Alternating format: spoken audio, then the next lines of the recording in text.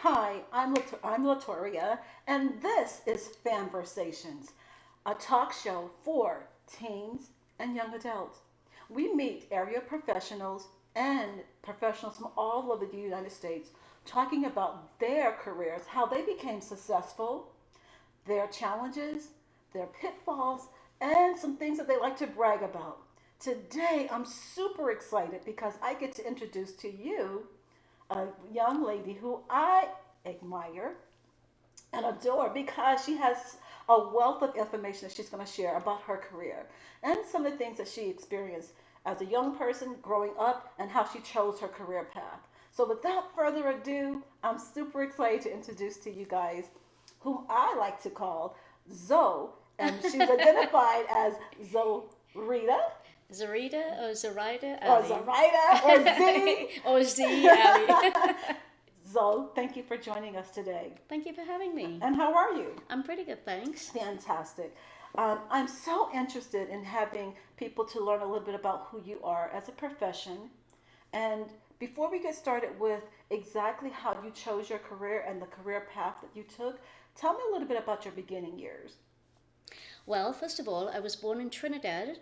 It's a tiny island in the Caribbean, 7 miles from Venezuela as a landmark, because a lot of people don't know where Trinidad and Tobago is, they know where Jamaica is.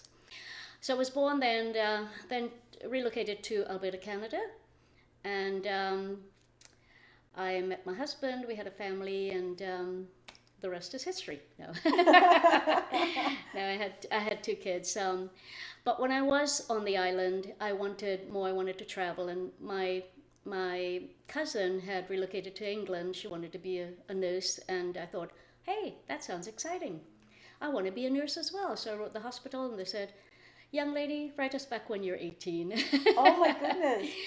But if I have to tell my younger self as well, I think I made the right decision.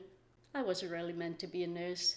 So it's okay to try whatever career or whatever you may, it's like kicking the bucket in a way to see which profession you like. Because I can't look at blood. I am a bit squeamish. So, That would be me. so it's okay. I would tell anybody as well.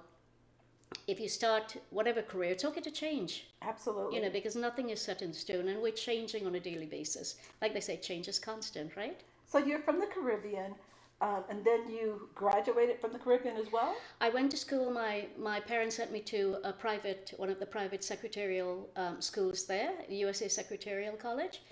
And then I relocated to Alberta, where my uncle then got transferred to the Canadian Arctic with Canadian National Telecommunication. So I moved there with him. So I lived close to the North Pole, on par with Alaska on the US side. Nice.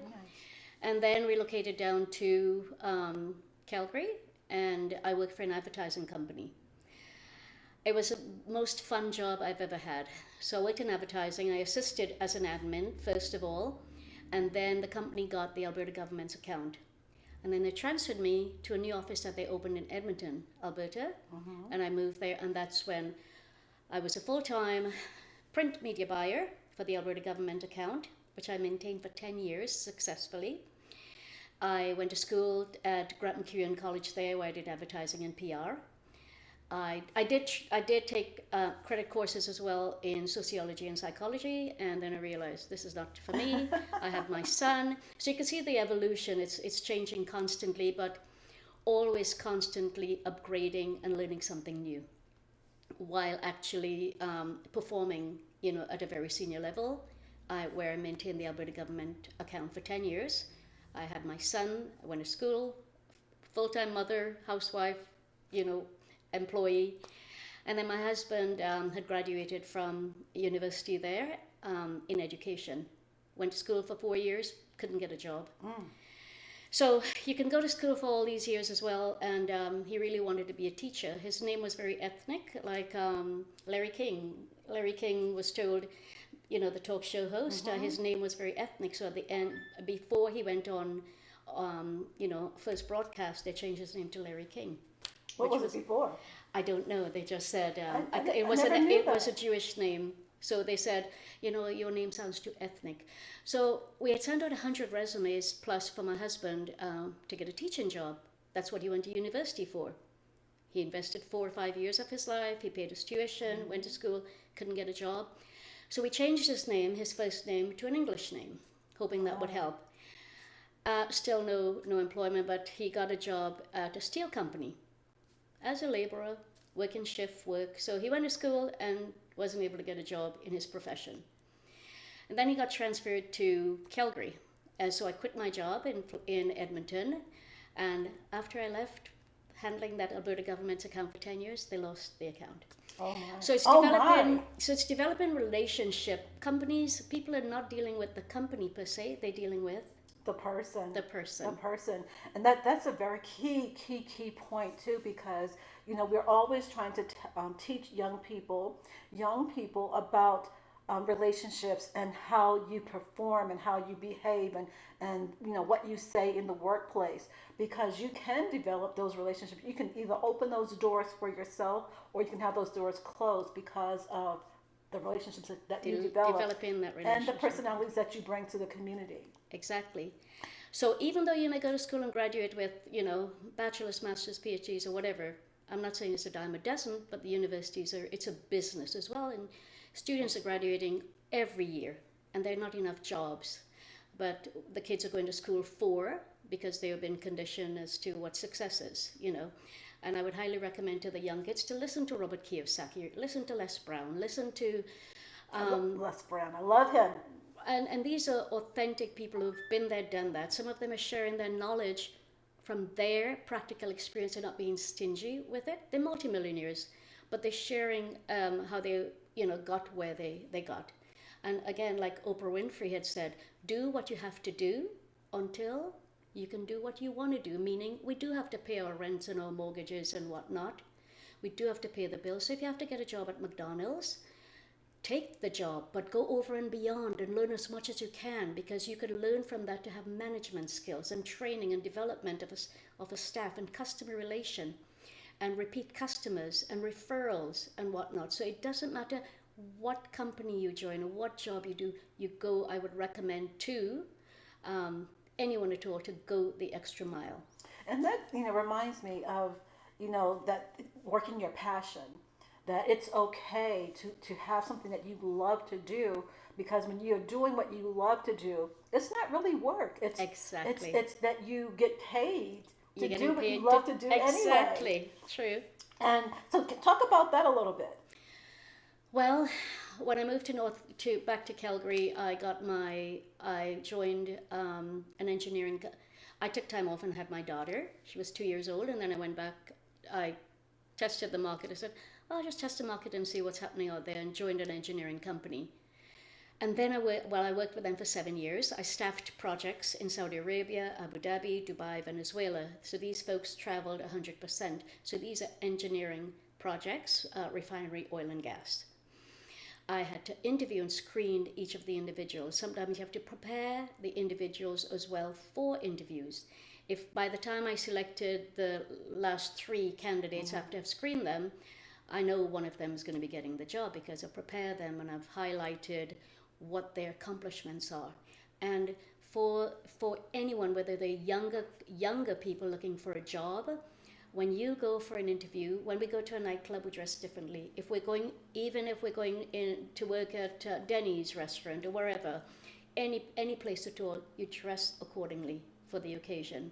And when you think it's not being noticed, your presentation skills, your body language, you don't want to slouch. You want to appear confident and friendly. The smile is welcoming as well. So no matter what job you do, people are hiring people they like. Remember, certificates and degrees and everything, it's a dime a dozen. You post one position, you get 100 people applying for the same position. And that's another thing I'd like to mention to anyone looking for employment. Don't send out one resume and sit and wait for a response. Remember, it's like throwing mud balls and hoping one would stick. Because again, you are one of thousands of other people looking at the same position. The computer system does the screen search based on the buzzwords as well. And when I worked at the engineering company, that's how I got into human resources. And then under the umbrella of human resources, you have a director of human resources or office manager or corporate recruiter, benefits, payroll, and all these things. So I've worked in most of those capacities where I did manage a staffing company in Raleigh, North Carolina and Atlanta, Georgia. Then I joined IBM as well, and I recruited for, with different companies, I was like at different levels, different director, office manager, but of all the positions, I preferred corporate recruitment. So there I was dealing specifically with difficult to fill skill sets at the higher level, and these folks, while at IBM, were required to travel 100%. So they were called principals. So there are challenges, but we mentioned about if you're doing something that you're passionate about, it's not work. It's not work. It's not work. Now, So and were they usually IT persons that had that 100% travel no, requirement? well, no. These principals are at the top. They're most like the business development, where they're generating in the millions for the company, and with the engineering companies as well. There are different skill sets. Yes, IT. There are different positions within IT. Where people, the ones that sit behind the desk or behind the scene, the programmers, we had larger companies are totally different from the smaller companies. So for different skill sets, you'll have different folks recruiting for those, and that's on the recruiting side. But remember, under the umbrella of human resources, you've got payroll, you've got benefits, you've got orientation. When a new person's coming in to a company, even if it's a small company or a larger company, usually there's an orientation or something called onboarding. Large companies would fly you to Chicago. With IBM, I was flown to Chicago, and what they did was a group orientation for people in the southeast region, of that part of the country. So every company is different. With the younger folks, if this is geared towards them as well, I would say test the water. Try any job at all. The most important thing is not sometimes what you know, it's who you know. Oh, goodness, that's a great statement. You can say that again. Because honestly, just knowing the right people can get you your foot in the door. But once you get your foot in the door, then you have to, be able to, perform. Exactly. So yeah, you can. It's who you know. It's a lot about who you know. Yep. And even if never say it's not in my job description. We've had employees who would say, "I'm sorry, it's not in my job description. You're asking me to do something that's less than." I'm trained as an instrumentation engineer. I'm trained as an electrical engineer, and you're asking me to do whatever. But when it says "and other," so those soft skills, going the extra mile as a new grad. If you're a new grad or you just want to take time off work for a bit and try something, be a sponge. Absorb as much as you can. My daughter was going to school to be a lawyer. She always wanted to be a litigation lawyer. And then after a while she said, "Mom, I'm going to take some time off." And I knew when you take time off, it's difficult to get back in. But anyway, she took time off, and then she started working in hospitality and ended up she was working, her last job was as a bartender on the Strip. And I'm really glad that I didn't force her to do something that if her heart wasn't there, because when she got breast cancer, had the health issues, I was so thankful that she was happy. She would meet business people who would come in and talk to her and offload and whatnot. So I would say, whatever you want to do in life, as long as you're happy, as long as it gives you, like Tony Robbins said, get a job that gives you fulfillment, right? Yeah. If there's no fulfillment, it's a job. It's a job. Do you know how many people go to work and they're not happy? They're there for the paycheck. I would say 90%. Is it that high? I had mentioned in another talk show about Jay Shetty or Mind Valley. They said there's so many professionals who are unhappy in their job, but it's the money. That keeps them there, and obligations to pay the mortgage and the expensive cars and the trips and blah blah blah. So we're all motivated by different things. And you would have, if you talk to 10 teenagers right now and ask them what their role or what their goal or their ambition is, you'll get 10 different stories. Maybe because they were conditioned from their parents or the schools and whatnot. But if you ask them, what do you really like playing around with? And a good example of this would be my son. When my son was younger, he loved taking apart the radio, television, or computers In his bedroom one day I walked in and there were computer parts all over. I said, sweetie, if there's a fire or something, you're going to be stuck in here because it's dangerous. But looking back now, I am glad that he was curious to see how things worked. He started doing that with cars as well.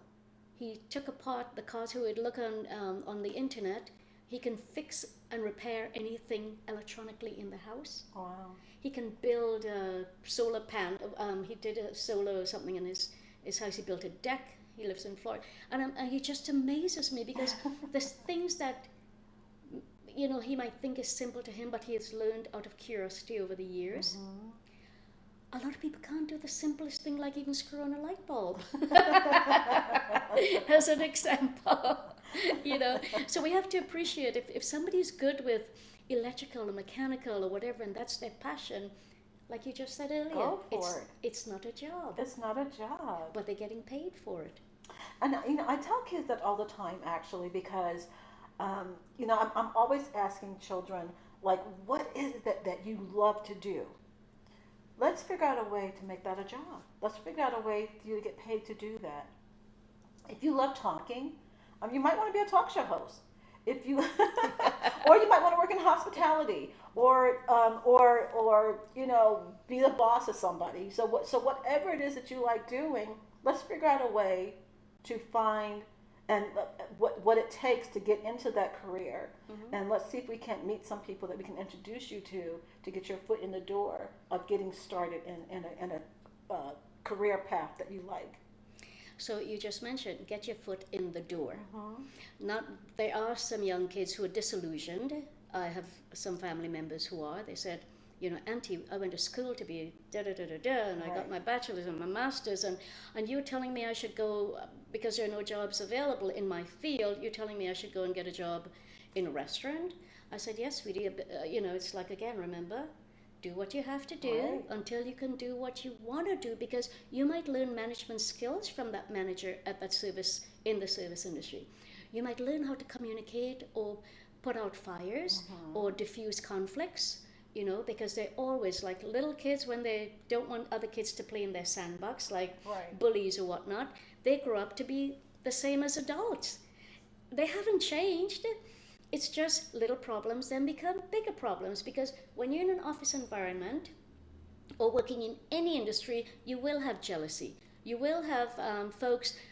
We're told that in the corporate world, men push each other up the ladder and women pull each other down. Wow. And another way of freezing out, and if they don't, like we talked earlier about bullying, kids bullying, now you have adults bullying where they'd freeze.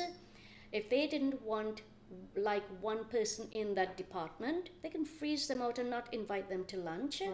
Or give them the cold treatment. So it's like little kids growing up to be big kids, and it's similar in the sandbox again. And we all know when someone is giving us the cold shoulder, or when someone happens all the time. Yeah, it happens all the time. And when someone is giving us that may not be feeling, or may have some issues or some concerns with us.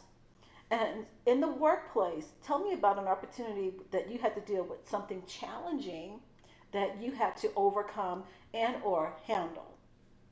In terms of employee relations, they're always going to, there's so many different, in my lifetime, there's so many issues. And I brought up where in one group, one person was being singled out, and the leader, the bully, or the head did not want to include this one person. And of course you have the little stooges, the followers who would follow, and it's not fair to that person who's being shunned. And you don't want to be the one who's shunned. Again, it's like going back to kindergarten or growing up in high school. So the little bullying become something similar to that. Pranks that's played, or here is something that's if somebody is jealous and they didn't get the position but you got the position. What they do is they go to HR and they whisper to HR and fill out complaints. So and so was rude or didn't do a job that they were supposed to, and I'm filling in for them, or whatever. So what they're doing is behind the scene, they're sabotaging that employee. And that information, again, what they said is if it's not in writing, it wasn't done, it wasn't said. But then you have the conflict, or where you have you to bring the other employee in and have a one-on-one to get to the bottom of it and try to be as fair as possible. But sometimes you're on the outside and looking in and you know what's happening as well. And there's so much politics that happens in every industry. So And- Go ahead. so tell me, if like if you were talking to a young person, you were giving them some advice right now. Tell me, what would you say to a young person who may be experiencing on the job that cold shoulder or harassment from a higher up? Well, most of the time, statistics have shown as well, employees don't leave the company, they leave the manager. So if a manager is favoring I one love employee, your little. You have all these little nice little sayings. really, but it's true. Most of the time, people don't leave the company, they're leaving their manager or the leaders. And that's why when we hire people at a certain level, we have ongoing training and development for them. As a manager, as a leader, if you see something happening, and I think I mentioned as well sexual harassment, proper training, no touching for a male, female employee, employer, or manager. If you're in a lesser position than that manager, whether a female or a male, you can't make promises to your subordinate for favors, because if that person didn't get the position, then there's so many discrimination claims and lawsuits. And in HR, I shouldn't say we're there to protect the employees. We're really there to protect the company from liabilities. That's Bottom true. line, when you think about Say it, that again, because that's very, very true. it's important, but it's also you're there for the employees as well. You have to be unbiased. But a lot of times there are things that I want to say, but I have to sweep it under the carpet as well. But now I'm not working for a company, and I'm not. So it's still being careful. But training and development has to be something that's ongoing for managers, so they're not favoring one employee over the other, because then in a way you're applying the bullying technique or tactic that the young kids in that playground, the sandbox did, right? So tell me, so right now you are, I guess I can identify you as an entrepreneur because you are a self-made woman right now. And so, and with that said, tell me a little bit about some major accomplishments that you have achieved. Okay, I love being a director of HR and whatnot. I loved human resources. But what I never realized, I've always dabbled over the years in real estate. Always. I never thought of it as an entrepreneur or a real estate investor. In the 2008, when the market crashed, I lost 8 properties and I lost a lot of money. But it was so easy. So the passion was there to do that. So my accomplishments, real estate, comfortable lifestyle, not having to report to anyone, doing what I want whenever, traveling the world.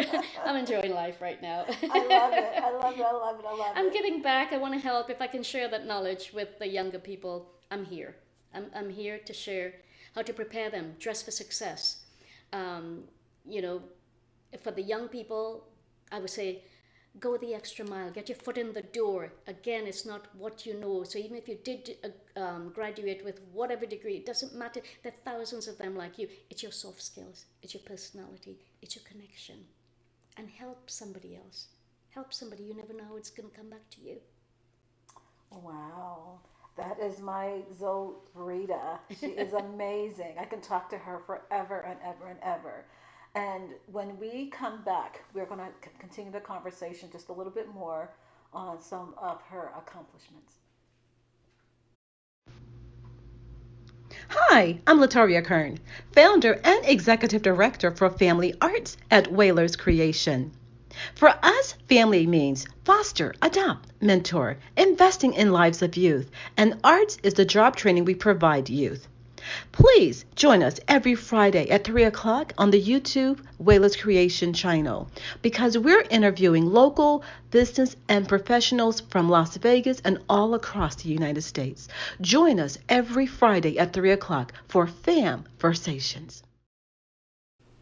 Live streaming on social media is the best new way to interact and bond with your community. Do you love to encourage, motivate, and empower others, but you do not know how?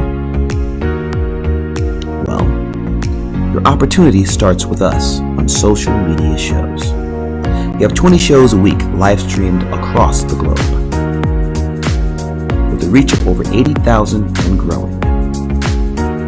So you can host your own show, and you can be anything you want to be. So let's bring the community together, and let's bring the world to you. Join us now. Live streaming on social media is the best new way. We've reached the age of live streaming on social media shows. You may ask, we're already ahead of the curve, so why do you need to advertise with us?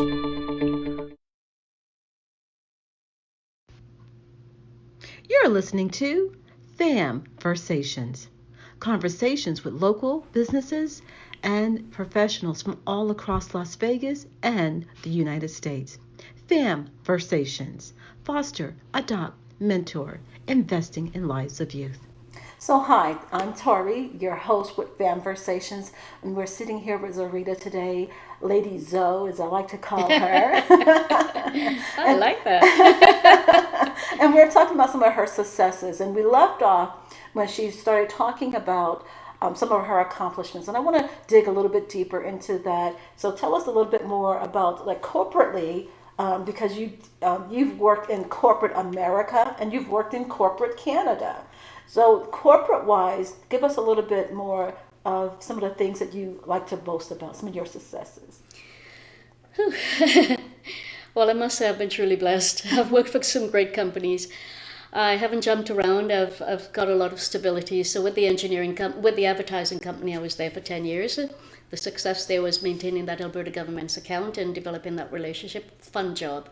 The other one was engineering, which I was there for 7 years in Canada and 1 year in the US. I resigned after a year.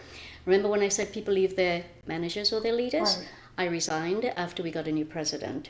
The president had selected me and transferred me and shipped my car, my furniture, my family, did the green card in 6 months.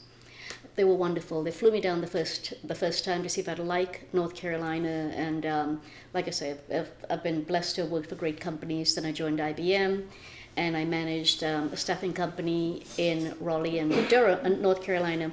The first African American staffing company. It was started in Reston, Virginia, and so I worked directly for the owner, the CEO that lived in Durham as well. Wow. And after that, then I joined IBM, and great company, fantastic companies, and like I say, wonderful companies to have worked with. I've been really, really fortunate. They were very generous.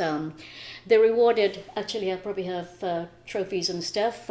There is one from Coast Pharmaceutical where I worked for. They give you Tiffany crystals, $5,000 as awards, and with IBM, stock options. I got a 10,000 sign-on bonus, or 85,000. They were matching. I had an offer from GlaxoSmithKline and whatnot. So, again, great companies to have worked for.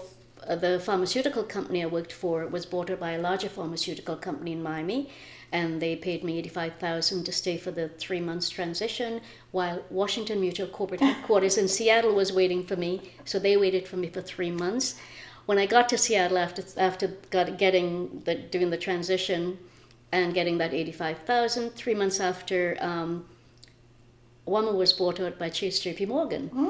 And then they asked for me to move to New York, and I said, no, you can pay me $1 million, but I'm not going back to the cold because I left Canada. So that's when I returned to Florida, and I worked for a clinical research company. Clinical research, we do the testing for the drugs for the big pharma companies on humans. And I think you had a question about what was the question you wanted me to elaborate a bit? So basically, like just your accomplishments that you've made throughout your corporate experiences, your both Canadian corporate Canadian and corporate America. So you answered it. I'm good. But I do have a question that I'd like for you to like maybe address directly to young people. That Right, if, because we talked a little bit about um, sexual harassment. You know, what does that look like? How do you respond? What do you need to do? And we talked a little bit about bullying.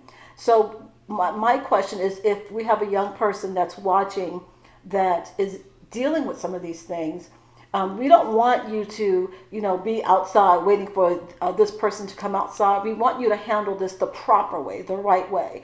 So if a young person is dealing with, let's say, corporate bullying and or sexual harassment, what are the protocols? What are some things that steps that they should do to handle it the right way versus like, I'm going to meet you outside. We're going to take care of this when you come outside. Well, I know for kids, it's really a challenge because when you're a teenager, you want to be, sometimes you want to be a kid still, and then you want to be an adult, a grown up. You want to be, so it's really a trying time for them. I did talk to some kids, and I did volunteer with Dress for Success. These are different situations where the women are abused and getting them back into the workforce. But for the teenage kids, I would say, please don't keep anything to yourself. Find someone to talk to. And when you think your parents are not there for you, maybe they were caught up in there, like I know I was busy with my job when I got transferred. And looking back now, my kids, I wish I had become more aware then, knowing what I know now. I would say for parents to reach out to the children. But if the children are going through anything, any teenager out there, please, when you think your parents don't care, or they're too busy with their lives, or they're juggling so many things, reach out to them and share it. Even if you don't feel comfortable, you think your parents don't have that time, reach out to your friends' parents, or anybody at all. Don't keep it to yourself, because some kids internalize it, they get depressed, they commit suicide. It's so sad that it's happening right now. They're depressed because they think they've been selected, nobody notices them, they're invisible, or all these stories. We could tell ourselves stories over and over, and then we tend to believe it. We believe what we tell ourselves in our minds. So think back, as a teenager, do not keep anything to yourself. Share it with somebody. There is help available. And just verbalizing it instead of internalizing it, it really helps you. You have to look in that mirror every day. Every day before you step out that door, just make up something silly and say, damn, I look effing good. Or whatever. Just tell yourself something that makes you feel good. Because if you don't love yourself first, nobody else will or can.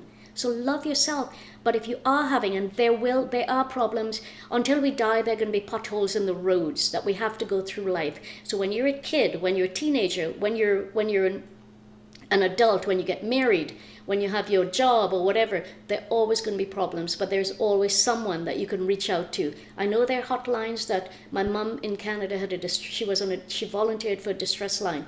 You don't know who you're talking about on the other end, but social services have a lot of programs that teenagers can reach out to and reach out for help, and that person does not know them and is not judging them. So please don't keep it to yourself, because I know there are a lot of young teenagers who are isolating themselves. They live on their cyberbullying as well. On social media, a lot of kids have been, if the bullies, and there'll always be bullies. Even in the boardroom when they grow up, from teenager, there are going to be people who feel bad about themselves, so they have to impose that on others. Because if you feel good about yourself, you won't want to hurt somebody else. Right. So, but, and that is sound advice. That is absolute sound advice. But corporately, what should a young person do? What should they do if they feel a certain kind of way in the workplace? Definitely tell somebody. I love that you pointed that out, because that's so crucial, and just being able to let that stuff go, so the anger is not building up, and the depression and everything else is not building up. But when it's corporately related, because like you said, managers want to protect the company. So as opposed to having someone getting sued, and that could end up being a choice, but write what information, what things should a young person know about what's the proper way to go and express themselves about matters that they're concerned Okay, with. so working corporately, you're talking about an older, a different age group. When you're talking about teenagers, then obviously not working in a corporate environment. So as a teenager, there's help available on the social services side, and their parents or their friends, parents, or whoever they feel comfortable with. In a corporate environment, human resources is there, and they are legally responsible for meeting with each employee and having that employee report it and have it in writing.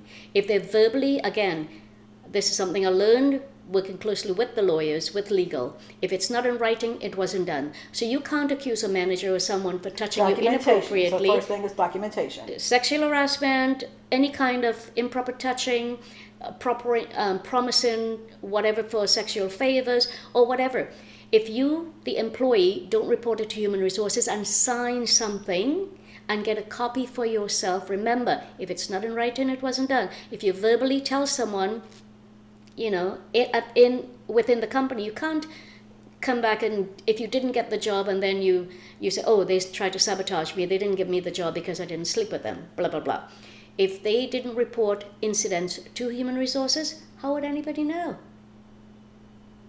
Okay, so there you have it. There you have it. But even kids working at McDonald's, that's a corporation. So, so when I said corporation, I'm thinking whatever job they have. There is somebody that's like have a human resources that they should go and report to. Exactly. Yeah. Yeah. So any service industry, it doesn't matter if it's at McDonald's or big corporation, whatever, those companies should, unless it's a mom and pop, they should have an HR department. If not, if you're reporting directly to the mom and pop, they should have something in writing approaching their manager, their direct manager as well. Some of these mom and pops don't have proper management training as well. So training and development on an ongoing basis is always, you know, a plus for new hires and managers on a continuous basis as well, because they have to stay on the cutting edge as to what the new rules and regulations are also. So that's why managers and business development people are sent for training or for salespeople. There's ongoing training. In different companies, because they were so large, we had different departments where, we had brown bag lunches where we'd call people in to, to talk about certain topics, which is not taking away the time from the employees, whether it's sexual harassment, whether it's being bullied, whether it's being discriminated on, whether employees feel like they were not being promoted because of whatever, preference, sexual preference or whatever, male, female, and again, oh, I'm so sorry. But anyway. There you have it. There you have it. So that's going to wrap it up for us. I just want to say that it has been a tremendous joy for me to sit here and talk to Ms. Zorita when it comes to corporate pros and cons and things that we need to know in the corporate world.